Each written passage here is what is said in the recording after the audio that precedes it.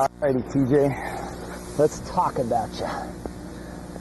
The things that we saw coming in, kind of the things we saw back in the spring as well. Okay, they're just some habitual things that are preventing you from being quite as good a snapper as you have the potential to be. You got a lot of potential and talent here. You're starting at a very young age. This is something that, you know, could carry you a long way in football because it's a very difficult skill for the most part. Not that coached out there, not that well understood, and not a lot of time to work on it most of the time. Okay, so here's what's going on coming in. Number one is you're overextended downfield. You love to put that ball way, way out in front of you, okay? That's going to tend to pull a lot of weight forward in your stance. And if you're off balance, you're never going to be as good an athlete. You've got to be balanced, okay? Second thing is when that ball's way out there, it pulls your head and shoulders down low to the ground. Your front end is too close to the ground. You don't have any operating room, okay? The third thing that does is it pulls your shoulders way low compared to your hips, okay? We call that a steep slope. And we talked about the fact that we have an arrow point concept. Energy travels down the spine through the hips, up from the feet into the hips towards your target. Those energies can converge and combine in an arrow point, wherever that is. Now with your steep slope, where's your arrow pointed?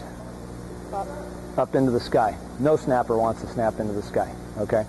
One of the reasons for that is if you're really steep, you're going to tend to be hanging onto the ball well past the legs. And once you get past these legs, the only way your arms can travel is in an upward arc. We saw that in your snaps. You snap a great ball, good spiral, but it's always floating to the sky loopy and coming in. Does that make sense? We want to flatten you out a little bit so that ball can go powerfully directly to your target in a straight line. Make sense? Okay? So what we need to do essentially is this. We need to take your head and shoulders, raise them higher off the ground. Notice my rear is not moving in the process, okay?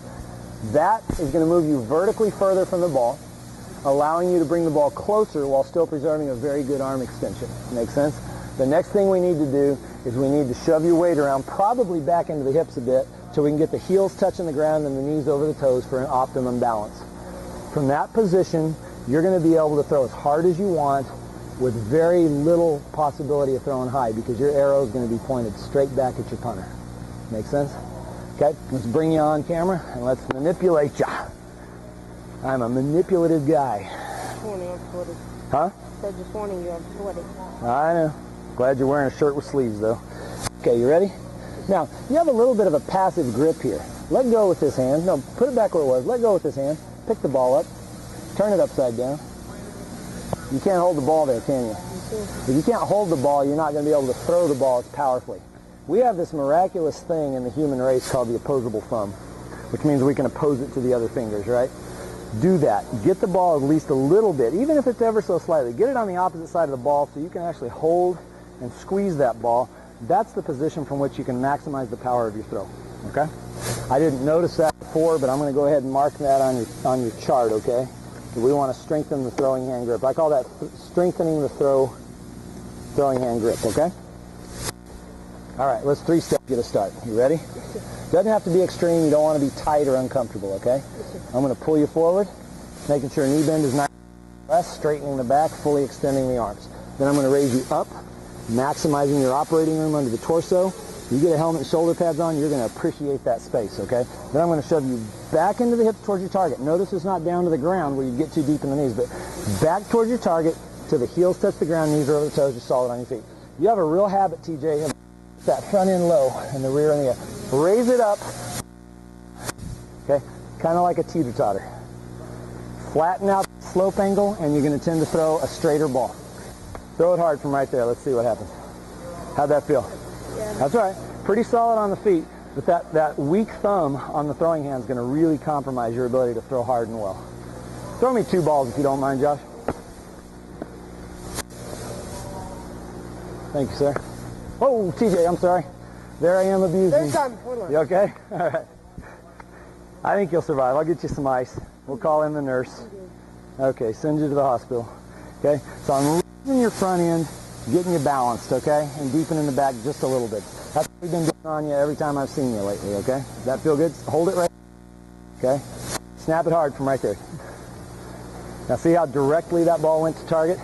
Perfect setup will lead to a perfect snap, especially with bounce, because everything's going to travel down the spine through the hips to the target, up into the hips towards the target, and it's going straight where it needs to be. Let's do another one, and do me a favor. I think you're capable of being a lot more aggressive. Get mean on this. Throw this thing as hard as you possibly can. I want to see what happens, okay? Okay, so raising the front end relative to the back, getting you balanced. Pretty simple fix, huh? Now that right there is on your way to world class. Does that feel okay?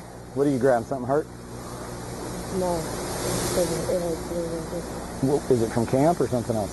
Okay. Just over it? Okay, it's just soreness. Okay, good. We don't want any injuries. Let's do one more ball. I actually got a ball right there, so what the heck. Let's do one more. That's looking awful good. You still like to put the ball way out in front of you. And you know what, TJ? I can live with that as long as you're not off balance. Okay? So let's do one more. Okay?